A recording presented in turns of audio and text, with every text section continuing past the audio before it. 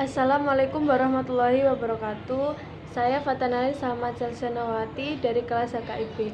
Di sini saya akan membuat video presentasi untuk memenuhi tugas atau ujian UAS dari mata kuliah studi fikih.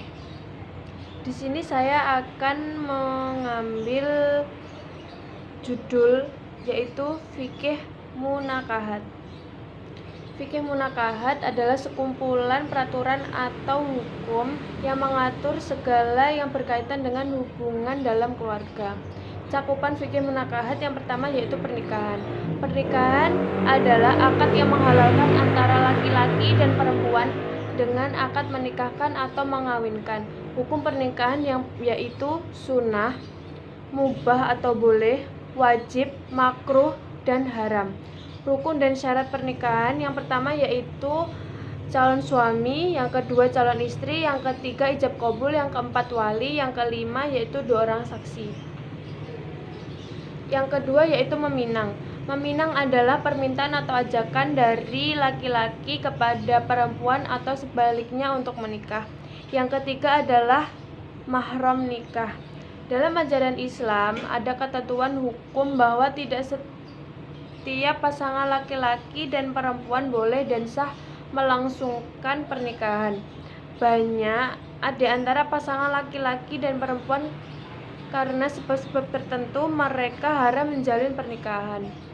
Yaitu yang pertama sebab haram untuk selamanya, yang kedua yaitu sebab hubungan mertua, yang ketiga yaitu sebab hubungan persusuan.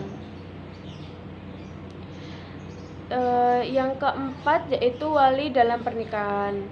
Wali nikah yaitu orang laki-laki yang menjadi ketergantungan sahnya pernikahan. Syaratnya yang pertama yaitu merdeka, yang kedua berakal, yang ketiga yaitu balik, yang keempat yaitu Islam. Macam-macam wali dan tingkatannya. Yang pertama wali nasab, yang kedua wali mujbir, yang ketiga yaitu wali hakim, yang keempat yaitu wali adol. Yang kelima yaitu ijab qabul. Ijab qabul merupakan upacara yang dianggap sakral karena dapat menghalalkan hubungan calon kedua mempelai sebagai suami dan istri yang sah. Yang keenam yaitu mahar. Mahar yaitu pemberian wajib dari suami kepada istri dengan sebab pernikahan. Pemberian wajib bisa berupa uang, benda, perhiasan, atau jasa seperti mengajari Al-Quran. Yang ketujuh yaitu walimah atau hukumnya walimah. Walimah adalah pesta pernikahan yang diselenggarakan setelah akad nikah dengan menghidangkan jamuan kepada para undangan sebagai rasa syukur atas nikmat dan karunia yang diterima. Yang kedelapan yaitu macam-macam pernikahan terlarang. Macam-macam pernikahan terlarang dibagi menjadi 3. Yang pertama yaitu nikah mut'ah, yang kedua yaitu nikah syigar, yang ketiga yaitu nikah tahlil. Yang kesembilan yaitu talak. Talak adalah melepaskan ikatan. Talak adalah hak suami, artinya istri tidak bisa melepaskan dari ikatan pernikahan kalau tidak dijatuhi talak dari suami. Rukun talak ada 3, yaitu suami, istri, dan ucapan talak. Sebagaimana ulama ada yang menambahkan suatu rukun lagi yaitu saksi.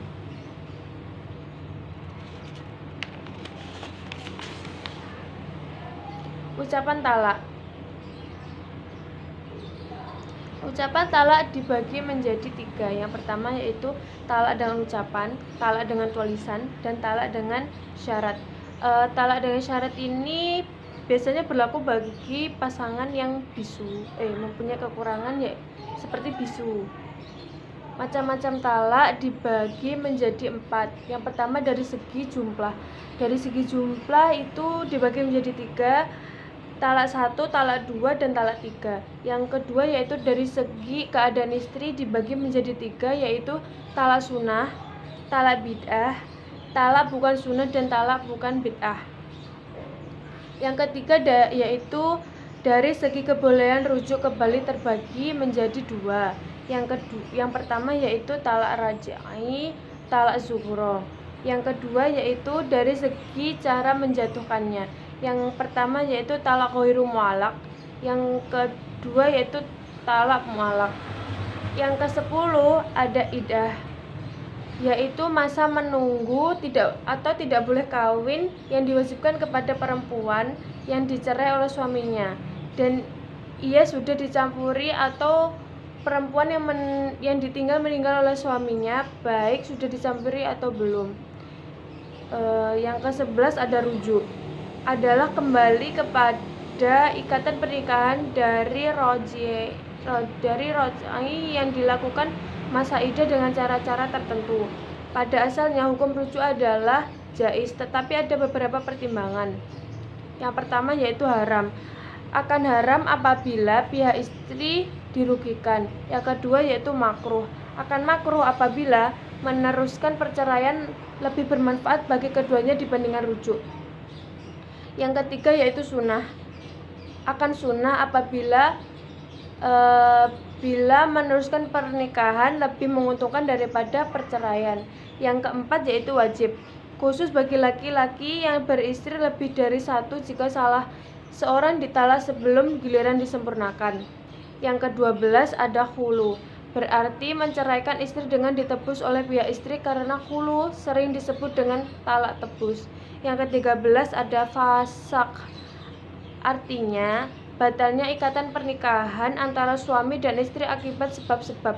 Sebab-sebabnya itu ada dua macam. Yang pertama yaitu sebab-sebab yang merusak akad nikah. Yang kedua yaitu sebab-sebab yang menghalangi tercapainya pernikahan. Sekian presentasi dari saya. Apabila ada kurang lebihnya mohon maaf. Wassalamualaikum warahmatullahi wabarakatuh.